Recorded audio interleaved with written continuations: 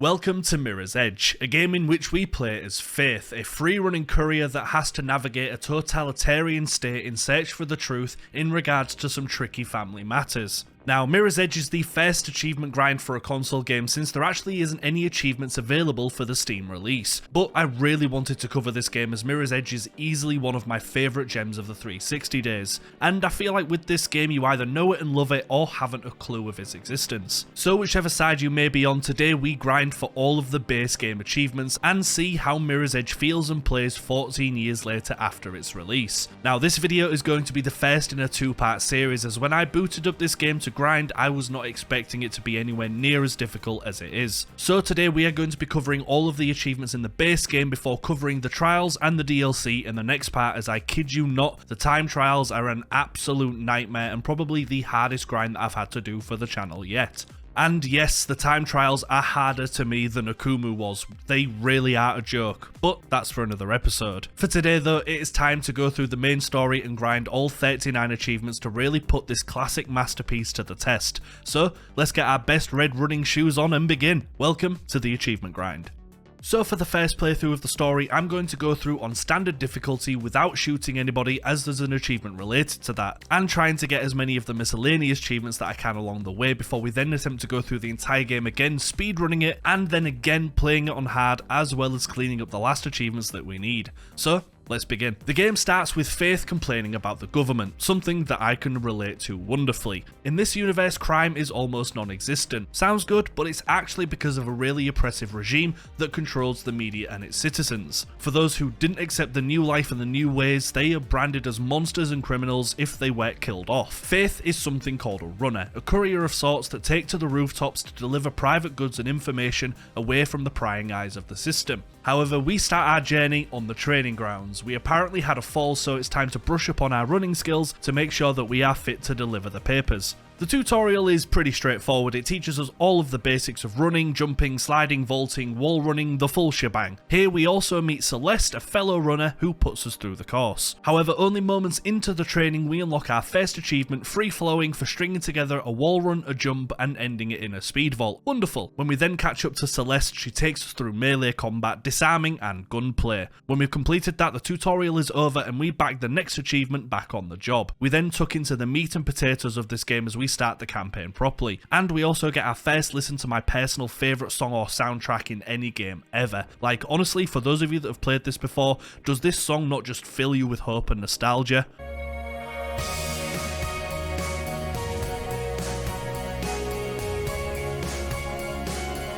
Because, I mean, it does me. But anyway, back to the grind. The first mission has us meeting up with Celeste to give her a runner bag. Now, to begin with, I was very rusty. Getting used to the controls and the timing of everything was a little tricky, as there are tons of different ways to tackle each obstacle and progress. And experimenting with face movement is key to finding the best paths so that you can seamlessly branch from part to part. So at the start, I messed around and tried to get used to it a little bit, and it was going well. So well, in fact, that we unlocked the next achievement, up, over, under, onward, for jumping, coiling over an obstacle and then sliding under another obstacle, which we got at the very start of the chapter. Then mere moments later we also unlocked May I Have This Dance for stringing together a wall run, turn, jump, wall climb, turn and jump. Sounds tricky, but honestly once you've got the hang of this movement it really does come in handy. But for now we get back to the Forrest Gump sprinting. We eventually find the runner bag that we need and then they become collectibles that we can find throughout the game. So this is the first of 30, and the best thing about these collectibles is that when you see this red sign anywhere in the level, it tells you that one is stashed somewhere pretty close,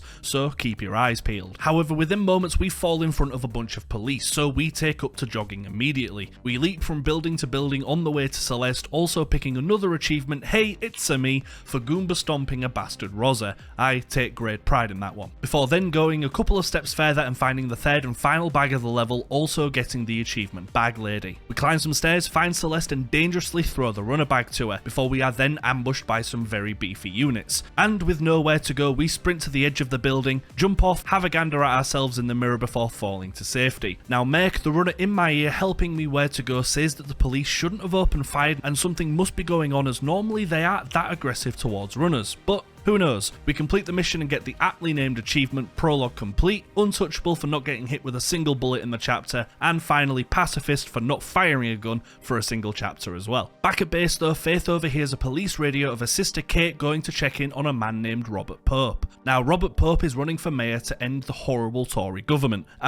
Government that the world is currently run by. However, suddenly shots have been fired, so we must run to Pope's building to see what has happened. We start on a nearby rooftop, but within minutes we are inside Pope's building. We then get to Kate and it appears that Pope has been shot in the head. Pope called upon Kate and when she arrived he was fine, but then the entire room went black and somebody used Kate's gun to kill him, as well as to steal a book that he was writing in. However, she doesn't want to run even though she has clearly been set up as the murderer. Faith on the way out though takes a shard of paper that was left on his desk before the police arrive, and since they aren't playing nice, we hug Kate and sprint out of there quickly. We expertly maneuver through the building. Well, I say that, we missed this jump 3 times and died, but eventually we get it. Now out of the building, we have a chopper on us as we dash from rooftop to rooftop. We eventually make it onto the ground below and start to run down the nearby plaza. We quickly sprint through the plaza and with one last jump slide down and shatter a window, meeting another runner, Krieg, who we then follow to the end of the mission and gain us the achievement Chapter 1 complete. In the base we find out that the police are going insane and more units are being sent out to find us as they believe that we are an accomplice, and also they know that we have stolen some evidence, the torn shred of page with Ikaru written in the corner. They correctly assume that it stands for Icarus, but since we don't know what that refers to, we need to go and find out. And to find out, we need to visit an old friend, Jackknife. So we go off to find him. The start of the next mission begins normally, but within seconds again the police are already on top of us, so we need to run as fast as humanly possible to avoid the barrage of bullets that these kind folks are giving me. We quickly get surrounded and figure out that the best bet is to run into the sewer system below.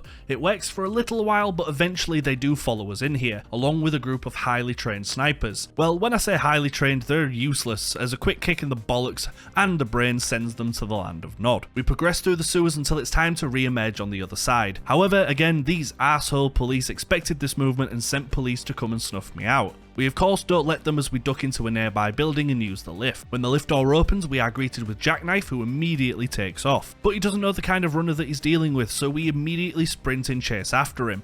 Now, weirdly enough, he does wait at every section for us to catch up, thankfully so, because Faith has also suddenly lost the ability to understand walls. However, we quickly get over our wall phobia and carry on the chase. However, trying to lose us, he takes a dodgy vault that ends up making him see stars. We make our way across to him and finally have that chat. He pokes fun about Kate being taken down for it, but then tells us that Pope was a massive WWE fan and his favourite wrestler is somebody called Travis Bearfield, or more commonly known as Ropeburn. Now, I was a Rey Mysterio fan when I was younger myself, however we love to expand our wrestling knowledge, but it turns out that Ropeburn was the head of Pope's security and might be the perfect person to get some answers from, before Jackknife then runs into the darkness and we finish the mission, gaining the achievement Chapter 2 complete. Faith then decides to ambush somebody called Lieutenant Miller, who is good friends with Kate, and Kate told us to find Miller in case anything bad happened. He also knows who we are and that we're a runner, and also knows that Kate cannot be responsible for this. We mention Icarus, but he says that he won't stop us from finding out answers,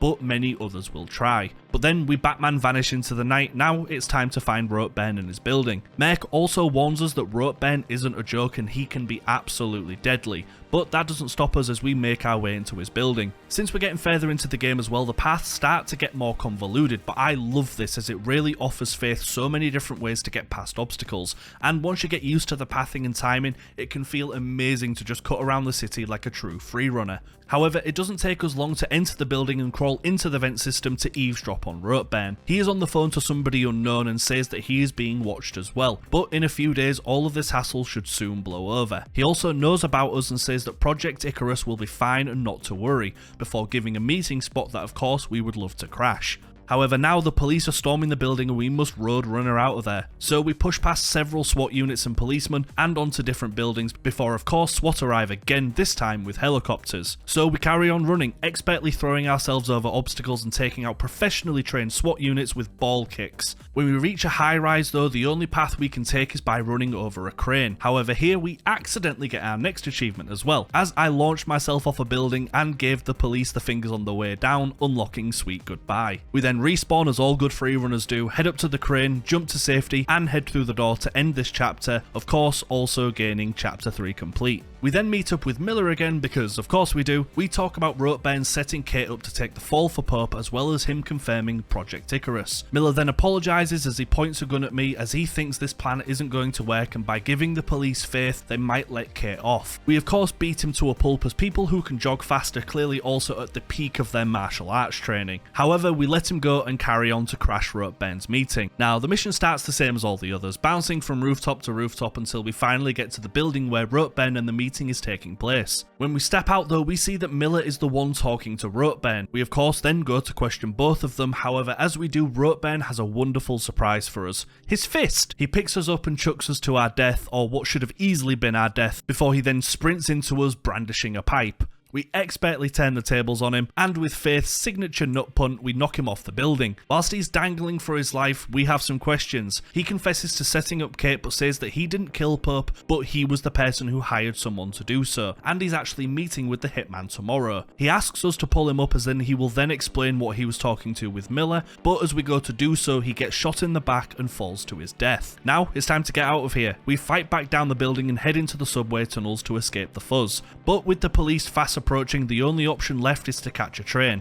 Now, fortunately, trains don't have conductors on the roof, so they won't know that we haven't paid our fare. However, what is on the roof is a series of bars and obstacles that we must avoid whilst going 200 miles an hour. We do so and eventually find our stop, hop off and get splattered by a train because Faith doesn't know how doors work now. However, a second time through we do it perfectly, head up the stairs, find Celeste and finish the mission for chapter 4 complete. We then talk to Celeste about the meetup and she says that she's worried about Faith, but Faith pulls a Vin Diesel and says that family is the only thing that matters ever since losing her mum in riots 18 years ago. She actually then ran away from home, met Merc and became the runner that she is today.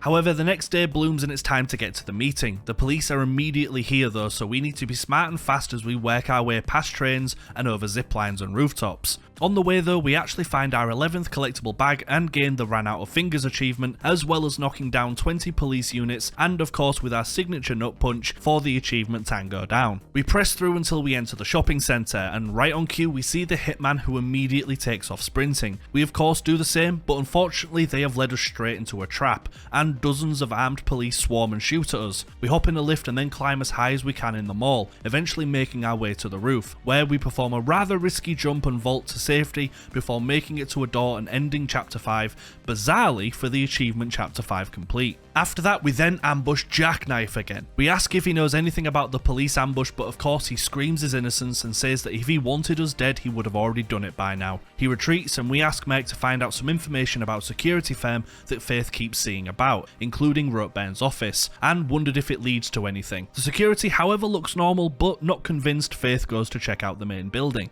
We then start the next mission moments away from said building and head on down there. You know how it goes by now, we sprint over roofs and dodge snipers and guards before we infiltrate the facility. Once in the factory of course we get ambushed again, because what kind of security firm isn't good at shooting shit?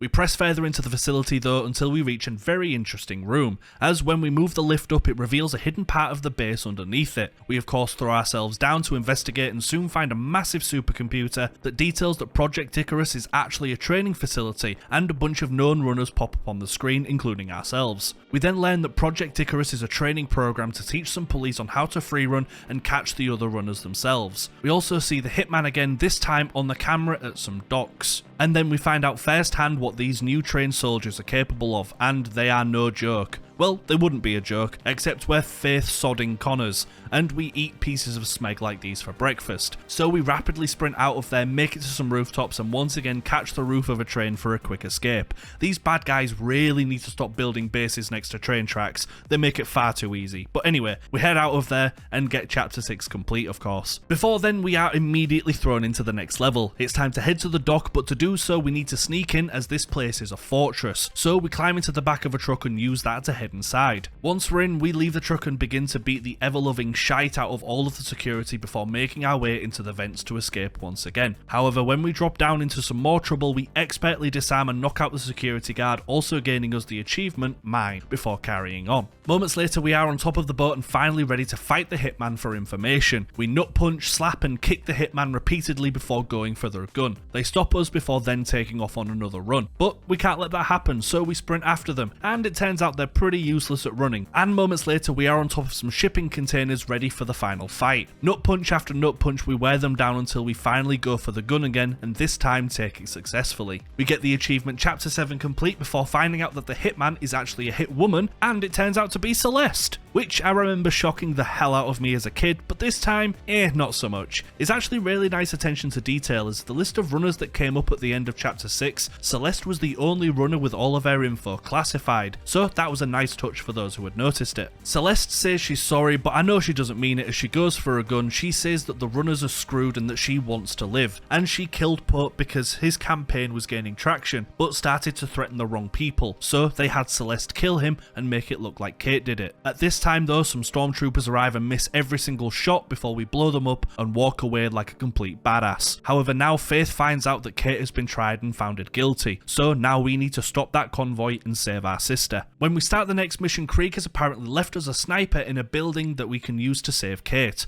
so of course we head on down there. The mission is the same as those that came before it, expertly manoeuvring through rooftops and away from the police, including the new runner police that don't really matter as they can't match my Lightning McQueen speed. Actually, it doesn't take us long at all to lose them, and not before long we reach a huge section of scaffolding that needs to be climbed. This part for me was rather fun. As we make our way higher and higher throughout the building, we finally reach the vent to take us to the sniper room. Once there, we pick up the sniper and wait for Kate's convoy. When it arrives, we snipe the engine in the truck before it spins out of control and crashes. We of course now need to exit the building as soon as possible. We make our way through the main lobby and fight our way down the stairs. Well, when I say fight our way down, we just jump from ledge to ledge until we make it to the door, ending this rather short chapter and gaining Chapter 8 complete. Outside, we find Kate once again and rescue her from the back of the truck and give her an earpiece so that Meg can get her back to safety. We sprint away as well and head back to the base. But when we get there, it has been raided and the entire building is in pieces, also with Kate being taken again. We find Merc shot up to Feck, who then says that he couldn't stop Kate's kidnapping and says that they've taken her to a building called the Shard. And then seconds later, Merc eye rolls his way into death. Now it's time for the final mission and to once again save our sister. The final mission, we start outside the Shard and speedily infiltrate it. We hop in a lift, but when we go through the next door, police are waiting and knock us down in front of Miller. The Silver Fox then puts them down and says that we are Kate's best chance of survival. The police are actually private security and Roteburn put all of this together. He gives us an earpiece and holds the rest of the police off as we make our way to the roof where Kate is. We dash through the levels of enemies and through the vent systems until we make it to a security room. Miller then tells us that the emergency doors are closed and to open them we need to destroy the servers inside that room so that the doors can then open and we can go and save Kate. Unfortunately though, when we walk through we can hear Miller get shot through our earpiece, but we must carry on. We dance around the room making the enemies shoot the servers themselves, and then when 4 different server spots are broken we dash as fast as we can to the roof to save our sister. We get onto the rooftop where we see Jackknife and Kate. Jackknife of course has double-crossed us too. He then says that all of this was to snuff out the people who wanted to change the system to how it once was, and that this city needs to finally be cleansed of its disgusting dregs. But he thanks us for taking care of all of the loose ends before hopping on a plane and taking off. But then he gives us the weirdest sentence I've ever heard in a game. You can't live on the edge all your life, Faith. Sooner or later, you have to jump. Well, jump I shall then. He takes off, but with one last act of bravery, we sprint to the edge of the building, take his advice and jump. But we miss the chopper and die a violent, horrible death. Wait, no, that ain't right. No, what we actually need to do is actually jump this time, and as we do, we land on the chopper, kick Jackknife to his death, and for the billionth time, save Kate's life. We land back on the roof where the officers just give up, I guess, pull Kate off the side of the building, and hug as the camera pans away, and the game's best song kicks in as we finally finish the campaign and save the day.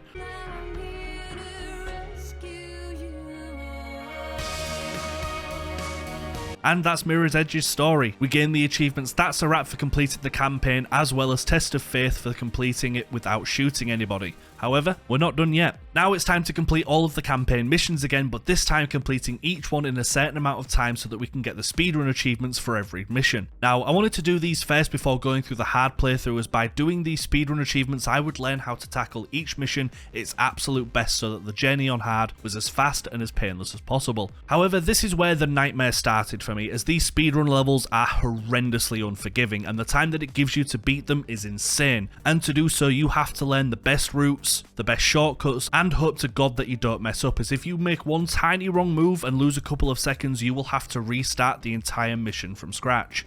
Now, I'm not going to go through every mission again, but honestly, some of these moments had me absolutely moulding, and I quickly realised that I needed guides if I ever wanted a chance to complete these, because as I said, one wrong move or go the wrong way, get ready to start again. Now, fortunately for the first couple of missions, they weren't actually that bad. I feel like they were just setting you up for the pain that was yet to come. So we started the campaign again and used every trick in the book that we knew to get through as fast as humanly possible. For the first mission, we had to beat the entire level in just 3 minutes. It took us a couple of tries and restarts, but we did this one in about maybe 20 minutes, unlocking the achievement Prologue speedrun. The first official mission again wasn't the worst. It took us some attempts and some close calls, but eventually we completed the mission in under 6 minutes for Chapter 1 speedrun. Now, Mission 2 was tough. It was very complex and had a lot to remember to get right, but thankfully this one had a couple of neat skips, such as this section here to make your way down into the tunnel. Normally you have to jump onto the platform and then hop off to make your way down level by level, but if you stand on the very edge of this platform, you can actually somehow clip onto the very bottom floor without taking damage, and skips like this became crucial to make the levels on time. We also unlocked the achievement Vroom for maintaining max speed for 30 seconds unbroken, which was quite easy in this specific section. 11 minutes was the time to beat in this mission, and we got it done in 10 minutes and 26 seconds with all of the best loops and best shortcuts that we knew, unlocking Chapter 2 speedrun as well. However, these speedrun achievements took hours and a lot of moulding, so I decided to grind some of the miscellaneous achievements that we hadn't done yet. The first was for performing a wall run, jump coiling over an obstacle, and then a roll at the end for Arn Safe, as well as wall running and kicking an officer in the head for Martial Artist, and for the last one, completing a level without a heavy landing, easily done in Chapter 1 for the achievement Head Over Heels. With those under my belt, I then went back to speedrunning. Now, honestly, there isn't much to say about these levels that I haven't already said. They were honestly a nightmare, and most of them took hours of perfecting to finally get in a nice time. So I'm going to skip to the very last mission, which was the holy grail of bullshit. So rapidly on the journey to the final mission, we unlocked Chapter 3, Chapter 4, Chapter 5, Chapter 6, Chapter 7, and Chapter 8 speedrun, before we then faced the final mission. Now, the mission itself wasn't actually that bad. A couple of tricky skips and jumps, but the part that made this mission the most unbearable thing in the history of anything was the security room. You have to play this room perfectly and hope for perfect movement and RNG so that you can take out the servers and make it to the roof in time, as this mission only gives you 6 minutes to save Kate. This one mission took me 9 hours to complete, as when I got to the server room, that would for sure kill the run anyway if I didn't mess up beforehand. It's honestly really hard to stress in words how much of a ball ache this mission was. It honestly broke my morale. But eventually the impossible happened. I knocked out a guard, stole his beefy heavy machine gun, and as I backed up the room, I shot the 4 servers and was 1 bullet away from death. We dropped the gun and I sprinted like I had never sprinted before to the roof again. When we got there, we had a solid 50 seconds to perform the final jump and tick this bastard achievement off the list. As long as I don't mess up the jump. Okay, fine. As long as I don't mess it up again though, we should be good. Yeah, I missed the jump 5 times, as I honestly think that the shakes and the panicking had set in, and I was praying to hit the button correctly to hit this in under 6 minutes, as within 9 hours this was the only time I had made it to the roof. But thankfully, I take a deep breath, make the jump, and finally complete the speedrun of this game, unlocking Chapter 9 speedrun. The weight that was lifted off me was immense, and I was so happy. Now we only have 2 achievements left of the base game. As for all of the trial and DLC related achievements, as I said, I will be mentioning in the next part. For now though, we have to complete the entire game again, this time on the hardest difficulty. But thanks to the speedrun practice, I blitzed my way through the missions with ease, as I now could use guns as well as knowing the most optimal routes I could take. Again, the security room in Chapter 9 was a bastard, but we pushed through and saved Kate yet again, finally unlocking the achievement Pro Runner. The only thing quicker than me speedrunning this campaign is you wonderful folks hitting that like and subscribe button if you haven't already. It would mean a lot. But thankfully the last achievement that we needed was easy as hell, just to go through the missions and collect the few bags that I hadn't found yet. Within 10 minutes we collected the last one and unlocked Pack Rat, and with that we had finally completed all of the achievements, for now. Now, Mirror's Edge was a game that I adored as a kid, and going back to it now, I relived all of those amazing memories jumping from rooftop to rooftop. It was a lot clunkier than I remember, I will admit, but it was still so much fun. However, I couldn't remember why I never wanted to go for all of the achievements when I was a child, and now I realise that this game's achievements is absolutely no joke, and we're not even into the eye of the storm yet, as I promise you I am not kidding when I say I would rather do a Kumu back to back 10 times through than go for any of the trial achievements again, as they are horrid, they're buggy, they're unfair, and I honestly have no idea how they were released as they were. But spoilers. And you all have that to look forward to. For now though, we are done. Next week, however, is going to be the end of an era as we finally tackle the last of the achievements for The Evil Within as we go through all 3 of the DLCs and finally complete the game. So make sure you join us next Sunday for the conclusion of The Evil Within. Thank you all so much for watching though, I really do appreciate it. The stats of course will come at the end of the next episode, but for now don't forget to swing by my Twitch as well, as we always grind achievements like this live, and it would be lovely to have you. Links in the description below folks, but that is all. Thanks again, take care, bye bye for now.